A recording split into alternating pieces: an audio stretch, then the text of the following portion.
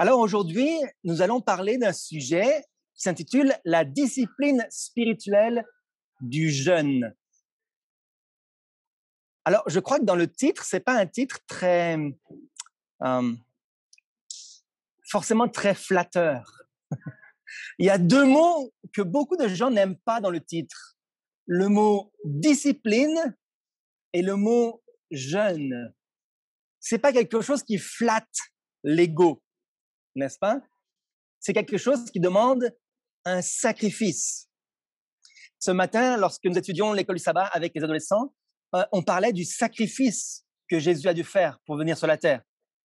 Le mot sacrifice, le mot discipline, les épreuves qu'on doit avoir, c'est pas la partie la plus agréable de la vie d'un chrétien. Mais aujourd'hui, je voudrais qu'on puisse comprendre l'avantage du jeûne. Donc, le texte clé, comme nous l'avons vu, dans Matthieu 6, versets 6 à 18, il dit « Lorsque vous jeûnez, ne prenez pas un air triste, comme les hypocrites qui se rendent le visage tout défait pour montrer aux hommes qu'ils jeûnent. Je vous le dis en vérité, ils reçoivent leur récompense. Mais quand tu jeûnes, parfume ta tête et lave ton visage, afin de ne pas montrer aux hommes que tu jeûnes, mais à ton Père qui est là dans le lieu secret. Et ton Père qui voit dans le secret te le rendra. » Alors, on va voir plusieurs informations importantes à propos du jeûne durant cette partie de la journée aujourd'hui, et particulièrement 4 points. D'abord, qu'est-ce que le jeûne? Ensuite, pourquoi jeûner? Les dangers du jeûne. Et ensuite, comment jeûner? Donc, j'espère que ça va répondre à ces questions. Et si vous en avez d'autres à propos du jeûne, n'hésitez pas à venir me voir ou à m'envoyer un message cet après-midi ou durant la semaine. Alors, d'abord, qu'est-ce que c'est que le jeûne?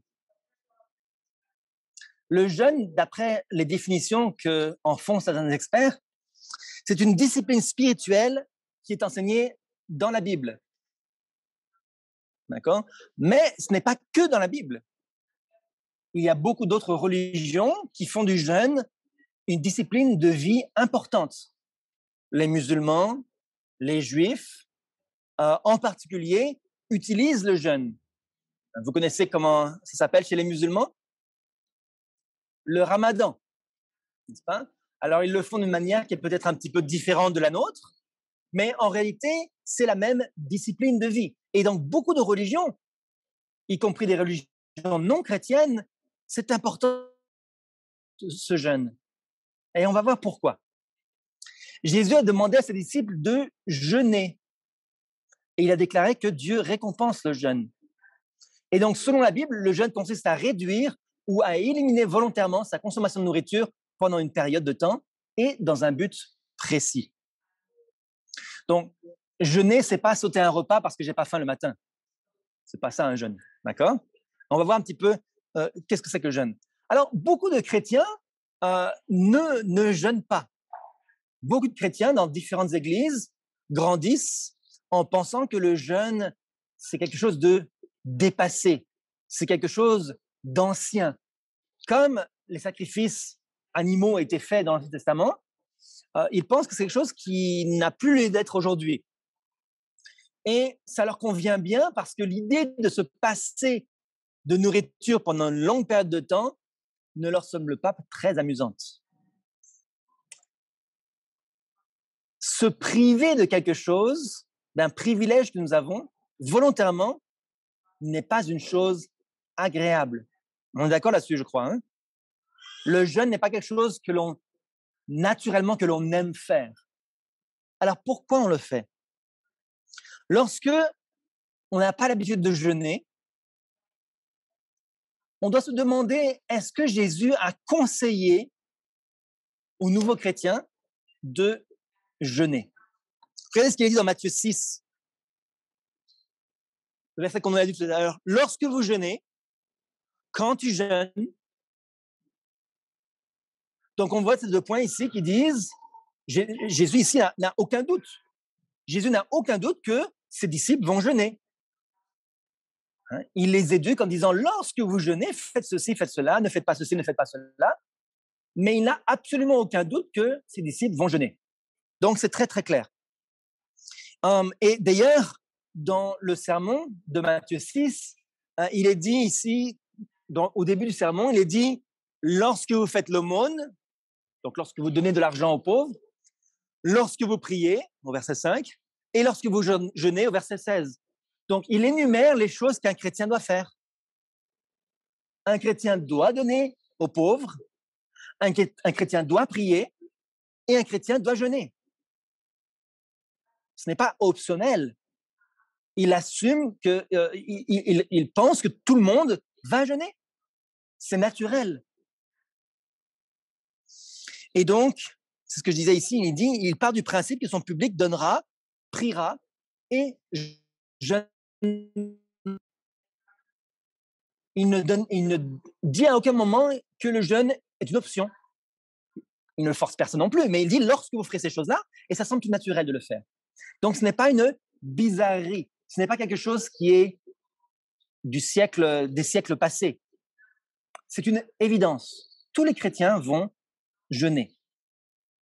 Et en réalité, si vous faites dans la Bible, si vous faites une petite recherche très rapide dans la Bible, vous verrez que le jeûne est mentionné plus souvent que le baptême.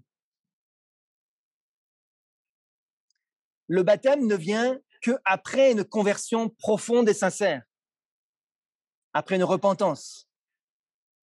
Alors que les pharisiens, par exemple, jeûnaient. D'accord? Alors maintenant, pourquoi est-ce qu'on doit jeûner? Pour quelle raison? Puisqu'on voit que c'est quelque chose qui est possible et recommandé aux chrétiens, pourquoi est-ce que nous devrions jeûner? Pourquoi se priver de nourriture alors qu'en Amérique du Nord, on a tout ce qu'il nous faut? On ne manque de rien. Même lorsqu'on travaille avec des gens sans abri, la semaine dernière, dimanche dernier, j'étais avec Sœur Cindy, j'ai fait une sortie pour nourrir les sans-abri, préparer de la nourriture pour eux. Même les sans-abri, ici au Canada, ont tout ce qu'il leur faut. Ils ont un logement qui leur est donné, s'ils le souhaitent. Ils ont de l'argent chaque mois. Ils ont de la nourriture qui leur est donnée par beaucoup d'organismes communautaires.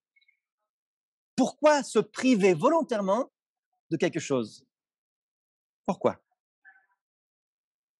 Alors, dans la Bible, on voit plusieurs raisons pour lesquelles le peuple de Dieu a jeûné. Donc, voilà certaines de ces raisons et après, je reviendrai sur certains points. Donc, pourquoi le peuple de Dieu jeûnait? Premièrement, ils jeûnaient lorsqu'ils étaient confrontés à une crise importante. Ils avaient un dilemme, ils avaient un ennemi qui venait et ils cherchaient à demander à Dieu de l'aide. Et ils demandaient à Dieu de résoudre leurs problèmes. Donc, si vous avez des problèmes dans votre vie, des questionnements, si à un moment donné de votre vie, vous ne savez pas quoi faire, il y a une lutte dans votre vie contre un péché, ou bien il y a une réponse à une question qui est importante dans votre vie que vous voulez obtenir, eh bien, il est possible de jeûner. Le peuple d'Israël aussi jeûnait quand il cherchait la protection et la délivrance de Dieu. Lorsqu'ils avaient des armées ennemies qui venaient les combattre, ils demandaient l'aide de Dieu par le jeûne et la prière. Et non pas seulement individuellement, mais en groupe. Et à plusieurs reprises, ils ont aussi jeûné lorsqu'ils ont été appelés à la repentance et à la réforme. Spécialement, on va le voir à la période de Néhémie et d'Esdras. Donc, le peuple entier voulait se repentir après avoir commis un péché, après avoir été châtié par Dieu, puni par Dieu. À ce moment-là, ils jeûnaient pour revenir vers Dieu. Ils demandaient aussi à Dieu de les guider. Donc, ça revient un petit peu au premier point où je dis, ils ont besoin que Dieu leur montre la direction qu'ils doivent suivre. Et dernièrement, ils jeûnaient pour s'humilier afin de mieux adorer. C'est-à-dire, si votre service religieux, si votre vie chrétienne est terne, si vous ne sentez pas l'appel de Dieu, si vous restez indifférent à la voix du Seigneur, si vous lisez des versets bibliques et vous dites ça ne me concerne pas, si vous venez à l'église et vous trouvez que c'est terne, que ce n'est pas intéressant, le problème, bien sûr, peut venir du messager, mais le problème peut venir aussi du manque de spiritualité. Et dans les deux cas, on doit demander de l'aide à Dieu. Si le messager n'a pas un message qui est puissant, il faut prier pour lui.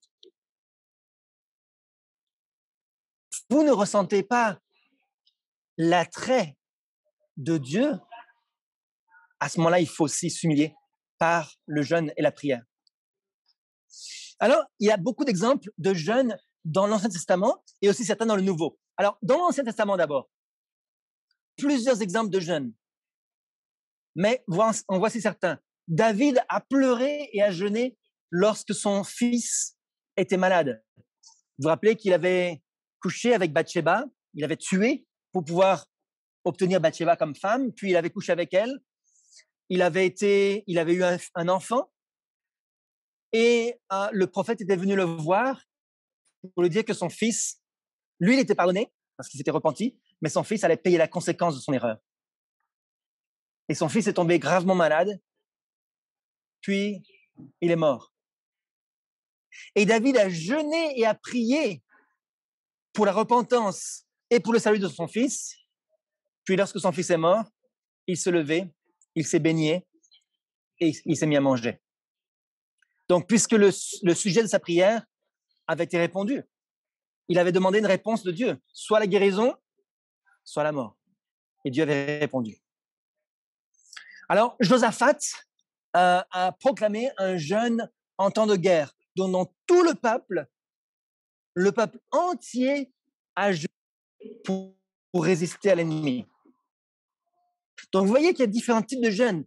Des jeûnes individuels que personne ne demande et des jeûnes de groupe pour lesquels tout Israël s'est joint. Esdras et Néhémie, comme je parlais tout à l'heure, ont publié un jeûne pour pouvoir rentrer à Jérusalem. Donc, parmi tout le peuple qui était en déportation à Babylone, ils ont demandé que tout le monde jeûne et prie pour pouvoir rentrer à Jérusalem. Et un peu plus tard, quand Esdras reconstruisait les murs et qu'il y avait des ennemis qui attaquaient, ils ont aussi prié pour que l'ennemi soit vaincu. Ensuite, Esther aussi, vous connaissez son très, très connu. Esther a jeûné 3 jours et 3 nuits avec l'ensemble du peuple de la ville de Suse, sans nourriture et sans eau. Un jeûne très strict pour que le peuple soit sauvé. Ensuite, David a jeûné aussi pour être sauvé de ses ennemis à plusieurs reprises. Il était dit même qu'il était tellement maigre qu'il sentait ses os s'entrechoquer. Donc, ce n'était pas juste un jeûne de 1 ou 2 repas. C'était plusieurs jours, peut-être plusieurs semaines. Daniel a jeûné aussi. Il jeûnait pour comprendre les prophéties. Il jeûnait pour que Dieu puisse répondre à ses prières et lui montrer la vérité. Et si vous regardez les prières de Daniel, lorsqu'il se repent, il demande pardon pour ses péchés et les péchés de son peuple. Moi, je ne vois pas Daniel ayant commis des péchés.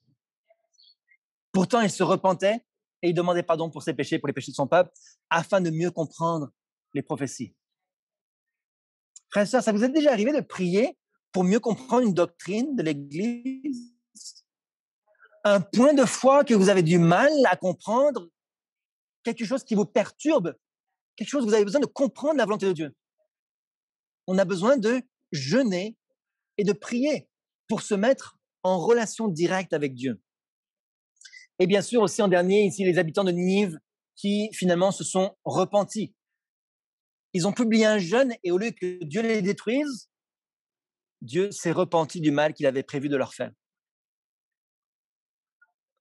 Donc, dans tous ces exemples-là, dans tous les exemples de l'Ancien Testament, est-ce qu'il y a une seule fois où Dieu n'a pas répondu à la prière et au jeûne?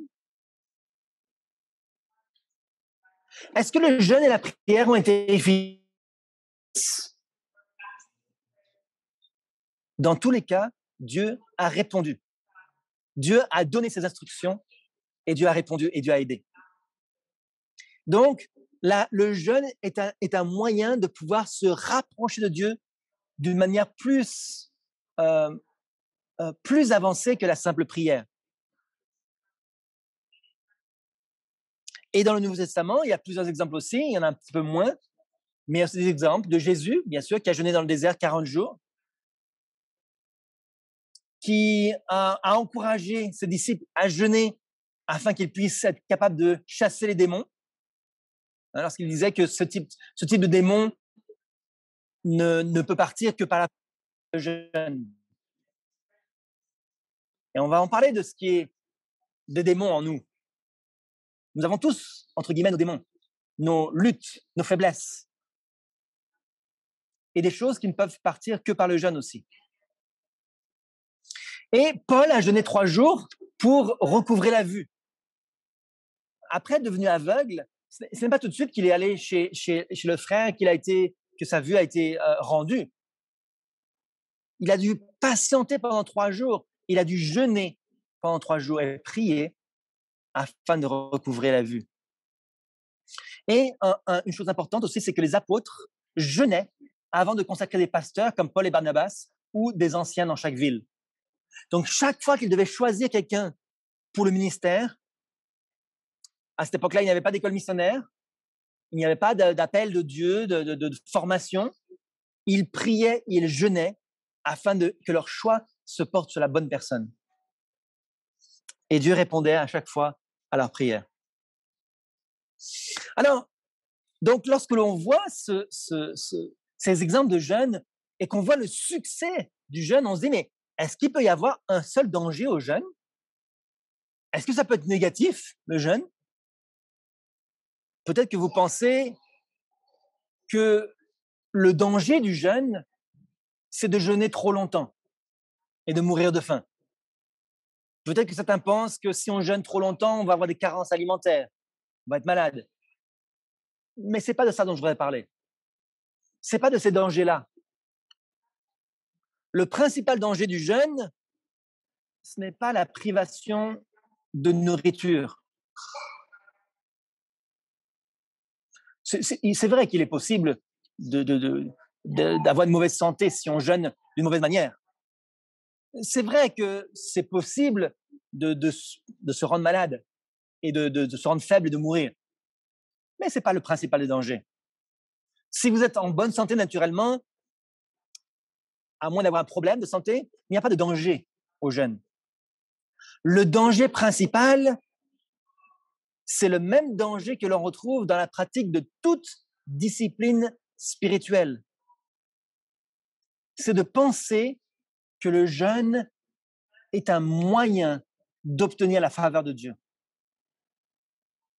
On peut faire du jeûne une fin en soi, un objectif, en disant « je veux jeûner pour être une meilleure personne ». Je veux jeûner pour que Dieu me regarde favorablement. Je veux jeûner pour que Dieu me considère mieux, pour que je sois agréable à Dieu. Et il y a un certain groupe de personnes qui pratiquaient ce type de jeûne, qui jeûnaient 2 fois par semaine, qui avaient une discipline de vie très stricte, qui étaient très fidèles dans toutes les règles qu'ils s'étaient eux-mêmes fabriquées, qui étaient fidèles dans la dîme et les offrandes, qui priaient régulièrement. Il s'agit bien sûr des pharisiens, vous l'avez compris. Et le jeûne peut devenir une simple pratique externe sans passion à l'intérieur. Une discipline que l'on fait par habitude. Oh, j'ai un problème, alors je vais jeûner et prier. Mais en réalité, ça se réduit à une habitude. Et je n'y mets pas mon cœur. Ça peut être la même chose aussi, par exemple, à la fin de l'année. Comme vous le savez, à chaque année, nous avons une réunion de prière, une semaine de prière, dans laquelle, pour le dernier sabbat, on encourage tous les membres d'église à jeûner ensemble. C'est une bonne habitude. Mais certains le font juste parce que l'église le demande. Ils se forcent. Et ils n'aiment pas ça. Ils se sentent mal. Et ils pensent qu'il y a une chose, c'est au repas qu'ils vont faire le samedi soir. Ça, c'est le principal danger du jeûne. Regardez la différence entre les deux hommes qui montaient au temple. Je pense que vous connaissez cette histoire, je ne vais pas la raconter, mais deux hommes montaient au temple. Le pharisien disait, je jeûne 2 fois la semaine et je donne la dîme de tous mes revenus, y compris la nette et le cumin, la menthe. Imaginez la menthe qui fait des feuilles. Si vous avez de la menthe chez vous, vous savez que ça se multiplie, ça se multiplie, ça se multiplie. Et il devait enlever chaque feuille et compter le nombre de feuilles et donner 1/10 de chaque feuille. Vous imaginez le travail? Et il le faisait parce qu'il pensait que c'était bien. Beaucoup de gens peuvent jeûner en pensant que c'est une bonne chose à faire pour être plus proche de Dieu. Mais le danger, c'est quoi? Le danger, c'est de vouloir impressionner les autres. Regardez dans Zacharie 7, verset 5. Regardez le reproche qu'il fait au peuple. Il dit, Dieu dit, dis à tout le peuple du pays et aux sacrificateurs, quand vous avez jeûné et pleuré au 5e et au 7e mois, et cela depuis 70 ans, est-ce pour moi que vous avez jeûné? Qu'est-ce que veut dire Jésus par là? Quand il pose une question, c'est une question rhétorique, n'est-ce pas? C'est-à-dire que ce n'est pas vraiment pour Dieu que ces gens-là ont jeûné pendant 70 ans. Pour quelle raison est-ce qu'ils ont jeûné? Pour quelle raison ils ont jeûné? Ils ont jeûné pour impressionner les autres et pour se sentir meilleurs, pour se sentir plus élevés devant Dieu. Ah, moi je jeûne souvent, 2 fois par semaine.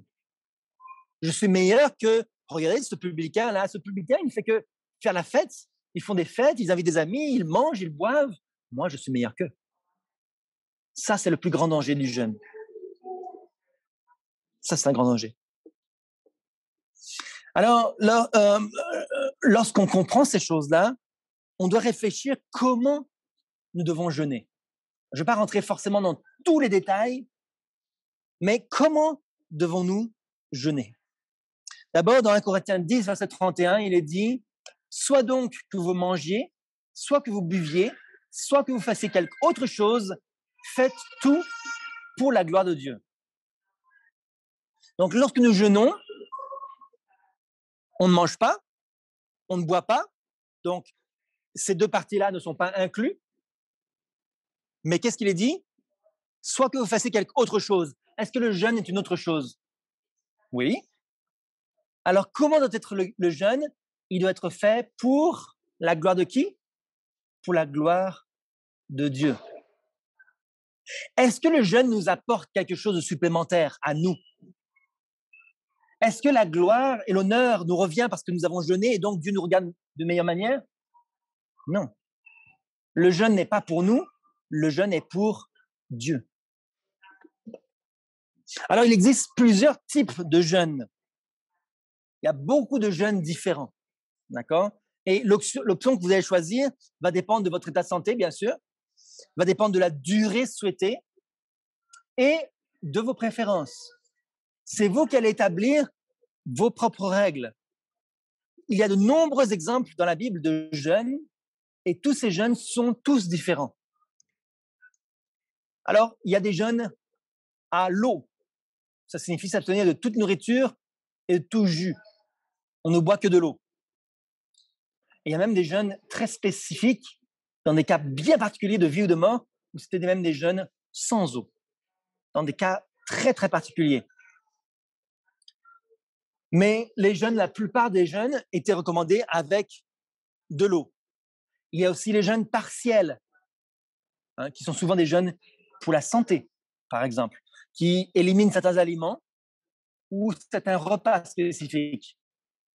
Par exemple, si vous souhaitez faire des jeûnes pour votre santé, vous pouvez décider de ne pas manger le soir. Vous pouvez décider de dire, je vais manger, j'ai 8 heures pour manger dans la journée, depuis le petit déjeuner le matin jusqu'au dernier repas de la journée, du premier repas au dernier repas, je n'ai pas passé plus de 8 heures.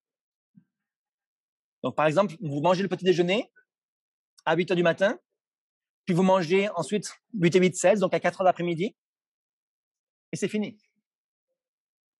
D'accord? Ça peut être un très bon jeûne pour la santé. Il peut y avoir aussi un jeûne au jus, où vous n'allez boire que des jus de fruits ou de légumes pendant les repas. Donc, à la place d'un repas, vous allez boire des jus. Et ça, on peut le faire pendant très longtemps. Je me rappelle, lorsque j'étais à l'école missionnaire, on nous a introduit justement au repas cru. Donc, on a mangé, pendant une semaine, on a mangé que du cru. Des jus principalement, mais aussi d'autres choses. C'est assez difficile, n'est-ce pas? On doit se sacrifier, on doit renoncer à soi-même. Mais c'est extrêmement bénéfique pour la santé. Et cela nous donne aussi, cela nous rapproche de Dieu. On n'est pas alourdi par les repas. C'est pour ça que on vient à l'église avant de manger. Vous avez déjà remarqué que les réunions après le repas de midi, lorsqu'on a des réunions d'église après les repas, on est alourdi, on est assoupi, on est distrait, on pense à autre chose ou bien on s'endort. Pourquoi? Parce que notre esprit est occupé à autre chose, à digérer plutôt qu'à réfléchir. Alors, il y a plusieurs exemples ici, une suggestion, mais vous pouvez adapter vos propres horaires. Je vais passer là-dessus. Donc, le jeûne, ce n'est pas tellement l'objectif du jeûne, ce n'est pas tant la question de la nourriture, mais c'est plutôt celle de la concentration. Donc, lorsque l'on jeûne, l'objectif principal du jeûne n'est pas la nourriture. L'objectif principal du jeûne, c'est d'évacuer tout ce qui nous distrait et nous empêche de nous concentrer sur Dieu. Donc souvent, lorsqu'on parle du jeûne, on parle de nourriture, parce que c'est comme ça qu'on l'entend. Mais le jeûne, c'est s'abstenir de tout ce qui limite ma connexion avec Dieu. Si par exemple, je fais un jeûne dans la semaine, un jour de semaine, je ne mange pas pendant la semaine, mais je passe toute ma journée couché dans mon lit en train de regarder des films. Est-ce que je suis en relation avec Dieu? Pas du tout. Je fais tout le contraire. D'accord? Donc, le jeûne ne consiste pas tant à dire non au corps qu'à dire oui à Dieu. Donc, c'est pas tant le renoncement à nous-mêmes, c'est pas une autoflagellation, c'est pas une punition. Oh, je dois me punir pour que Dieu puisse m'approuver. C'est pas ça. C'est plutôt dire oui à Dieu, avoir une avenue qui puisse être large pour parler avec Dieu. Alors, l'objectif principal du jeûne aussi, dans Joël 2, lorsque nous jeûnons, comme je disais, on doit évacuer tout ce qui est un obstacle à notre relation avec Dieu, mais on doit aussi se mettre dans un état d'esprit qui nous permette d'être à l'image de Dieu.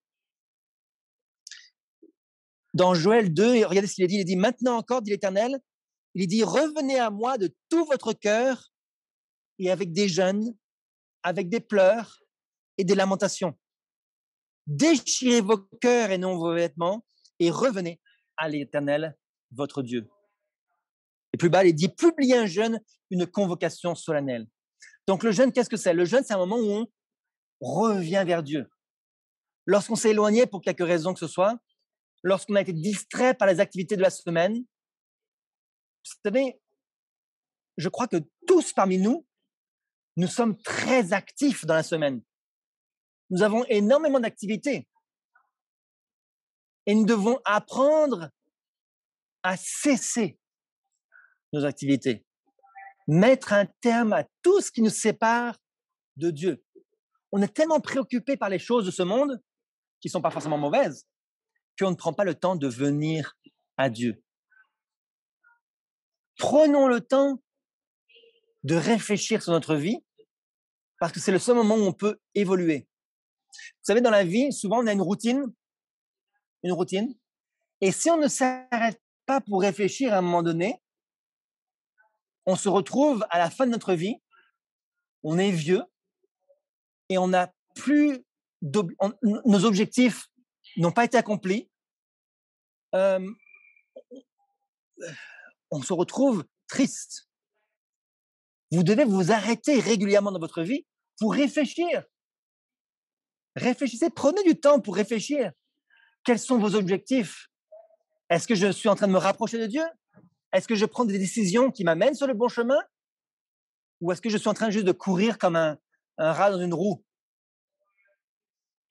Vous savez? On tourne, on tourne, on tourne, on tourne, et notre vie n'a aucun sens. Le jeûne, donc, ne concerne pas les aspects extérieurs.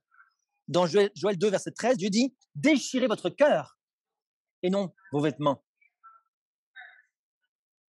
Donc, le principal danger, c'est de se priver de nourriture et en fait, ne pas vraiment jeûner. C'est dommage, n'est-ce pas? On se prive et en fait, on n'a pas vraiment jeûné. Alors, un autre danger, c'est aussi de croire que le jeûne, c'est quelque chose qui est réservé aux gens super saints. Les gens qui jeûnent beaucoup, oh, c'est des modèles pour nous. C'est des gens très élevés dans l'Église, des gens qui jeûnent beaucoup.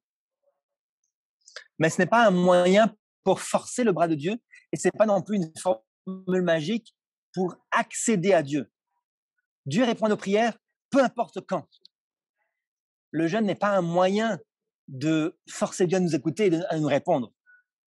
Jeûner, c'est de dire, au lieu de manger de la nourriture, je vais manger la nourriture de Dieu. Je vais passer un moment spécial avec Dieu, faire un festin de Dieu. Je vais me manger quelque chose de différent. Au lieu que ce soit de la nourriture réelle, c'est de la nourriture spirituelle, ça va être encore plus fort. Dans Conseil sur la nutrition et les aliments, il est dit, le sauveur du monde savait que céder à son appétit entraîne la débilité physique ou la faiblesse physique et émousse les organes de la perception de telle sorte que les choses sacrées et éternelles ne peuvent plus être discernées. Donc, lorsque l'on mange et qu'on satisfait nos appétits, on ne discerne plus les choses célestes. Il savait que le monde se laisse aller à la gourmandise et que cette faiblesse pervertit les énergies morales. Donc, est-ce qu'il y a une relation entre l'appétit et la relation avec Dieu? Clairement, oui. Il dit, la race humaine s'est tellement abandonnée à la satisfaction de ses appétits que pour briser la force de cette habitude, le Fils de Dieu fut obligé de jeûner pendant près de 6 semaines. Ça veut dire quoi cette phrase ici? Que Jésus a été obligé pour briser, il a dit, la force de ses habitudes. Est-ce que Jésus avait l'habitude de manger? Mais oui. Comme chacun d'entre nous, il avait cette habitude de manger régulièrement chaque jour. Et il a eu besoin de briser cette habitude. Ce besoin, c'est pas tellement un besoin physique quand on est adulte. C'est un besoin mental. Est-ce que ça vous est déjà arrivé d'arrêter de manger? Vous avez mangé quelque chose, mais vous sentez que vous avez encore faim et vous tournez en rond dans la cuisine. Vous dites, oh, j'ai encore faim, il faut que je trouve quelque chose à manger, il faut que je trouve quelque chose à manger, j'ai encore faim. Et vous pensez qu'une seule chose, c'est à manger, à manger, à manger. Et ça vous tourne dans la tête? Ça vous est déjà arrivé, ça? Vous êtes obsédé par la nourriture au point où vous pensez qu'à ça. Et il faut briser cette habitude. Il faut que notre esprit contrôle notre corps et pas le corps qui contrôle notre esprit. Et Satan voulait tenter Jésus parce que Jésus avait cette habitude du repas, qui est une habitude normale, mais qui peut être un piège. Parce que plus tard, il allait passer par des moments où il ne mangerait pas. Il allait passer par des moments où il se priverait. Et frères et sœurs, êtes-vous prêts pour les moments de privation? Êtes-vous prêts à dire je vais renoncer à moi-même? Lorsque les difficultés arrivent, lorsque les choses sont difficiles, est-ce qu'on va se plaindre comme les Israélites se plaignaient du manque de nourriture, du manque d'eau? Ou est-ce qu'on va dire, Seigneur, je compte sur toi? Tu me connais, tu sais que j'ai besoin de manger et de boire. Seigneur, fais selon ce que tu peux me donner. Fais selon ce que tu sais être le mieux. Il dit, le Sauveur savait que pour exécuter avec succès le plan du salut, il devait commencer l'œuvre de rédemption de l'homme au point même où la chute s'était produite. Adam pécha en s'abandonnant à son appétit. Et afin de graver dans la conscience l'obligation absolue d'obéir à la loi de Dieu, le Christ commença l'œuvre de la rédemption par une réforme des habitudes physiques de l'homme. Par quoi est-ce que Jésus a commencé? Par une réforme. Pour montrer aux gens qu'il faut garder les commandements, Jésus a commencé à montrer aux hommes qu'il faut renoncer à ses appétits. C'est comme ça qu'on peut comprendre la renonciation. C'est comme ça qu'on peut apprendre le sacrifice. C'est comme ça qu'on peut apprendre la discipline. C'est des mots qui sont contraires à notre nature. C'est pas naturel de se limiter, de se forcer. C'est pas agréable. Parce que notre nature, comment elle est naturellement? Nous sommes naturellement mauvais.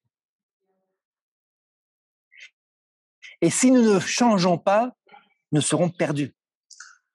Jésus a commencé par quoi? Pour montrer à tous l'obéissance absolue d'obéir à la loi de Dieu, il a commencé par une réforme des habitudes physiques. C'est par là qu'on doit commencer. C'est là qu'on doit commencer à se contrôler nous-mêmes, à obéir aux règles de Dieu, même si elles sont contraignantes, surtout parce qu'elles sont contraignantes.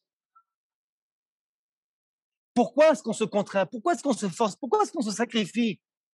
Pourquoi Jésus est venu se sacrifier sur la terre? Quelle est la force qui nous motive et qui nous pousse à nous forcer nous-mêmes? Quelle est la force qui nous pousse à obéir à Dieu? Est-ce que c'est parce qu'on est contraint?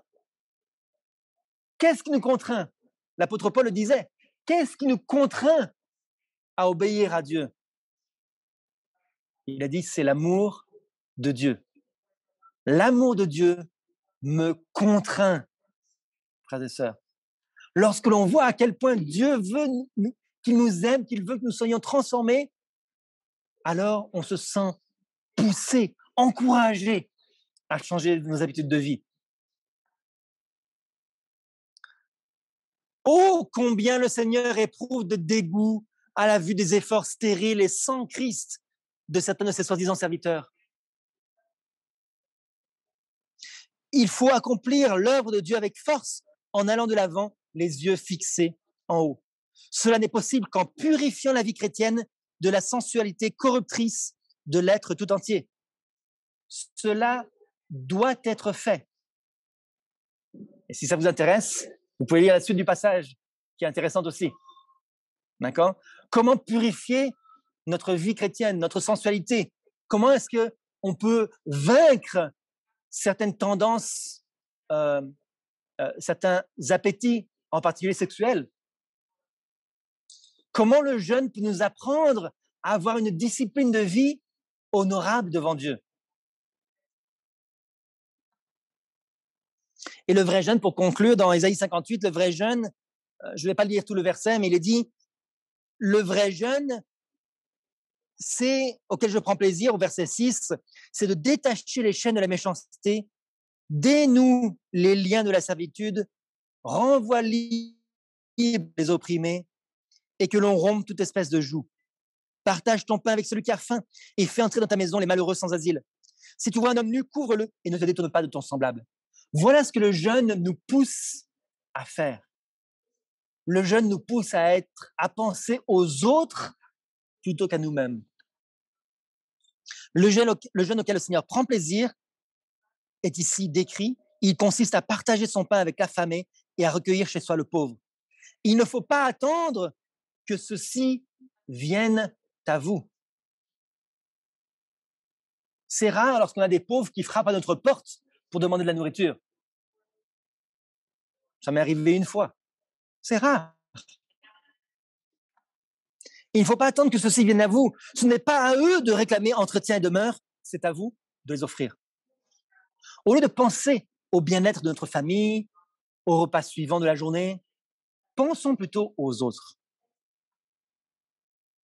Vous devez saisir d'une main le bras puissant qui sauve et de l'autre relever l'opprimé.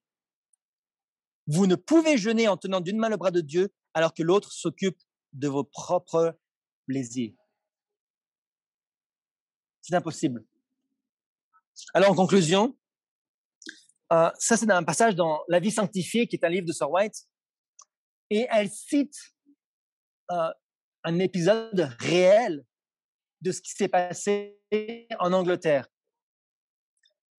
Et elle dit, lorsque le clergé écossais demanda à Lord Palmerston, Premier ministre d'Angleterre, de désigner un jour de jeûne et de prière afin d'éviter le choléra, il répliqua à cet effet: « Nettoyez vos rues et vos maisons, faites la promotion de l'hygiène et de la santé chez les pauvres, et voyez à ce qu'ils soient abondamment pourvus de bonne nourriture et de vêtements, qu'ils emploient de manière générale de bonnes mesures sanitaires, et vous n'aurez pas besoin de jeûner et de prier. Le Seigneur n'écoutera pas non plus vos prières tant que ces moyens de prévention ne seront pas suivis. » Dieu ne va pas écouter nos jeûnes et nos prières si nous n'avons pas d'abord suivi les instructions qu'il nous a données. C'est grave, frères et sœurs. Si nous sommes dans le péché volontairement, que nous choisissons de ne pas suivre la voie de Dieu, Dieu ne va pas écouter nos prières. La seule prière qu'il écoutera, c'est pour lui demander la force de résister.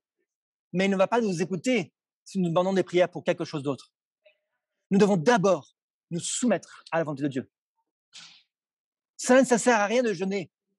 Comme les Israélites le faisaient dans le désert, ils jeûnaient pour se quereller. Pendant qu'ils jeûnaient, ils se plaignaient à l'Éternel. Ils murmuraient contre Moïse. Ça, ce n'est pas le vrai jeûne. Alors, si nous obéissons à la voix de l'Éternel et si nous jeûnons réellement comme le veut ce jour, la promesse de Dieu dans Esdras 8, verset 23, est ici. Il est dit, « C'est à cause de cela que nous jeûnâmes et que nous invoquâmes notre Dieu et il nous exauça. » Frères et sœurs, si vous expérimentez cela dans votre vie, si vous vous mettez en conformité avec la volonté de Dieu, si vous renoncez à votre vie, à votre confort, à vos aises, pour vous mettre en accord avec Dieu, alors, par amour de Dieu, alors Dieu vous exaucera. C'est la promesse qui nous est faite. Que Dieu vous aide à considérer la manière dont nous devons travailler. Que Dieu nous aide à nous sanctifier chaque jour et à nous préparer pour sa venue. Préparons nos corps et notre esprit. C'est pas juste notre esprit que nous devons accepter Jésus. C'est pas juste notre cœur qu'il veut. Il veut tout, corps, âme et esprit. Que le Seigneur soit avec vous, qu'il vous bénisse et qu'il vous accorde la réponse à vos prières. Amen.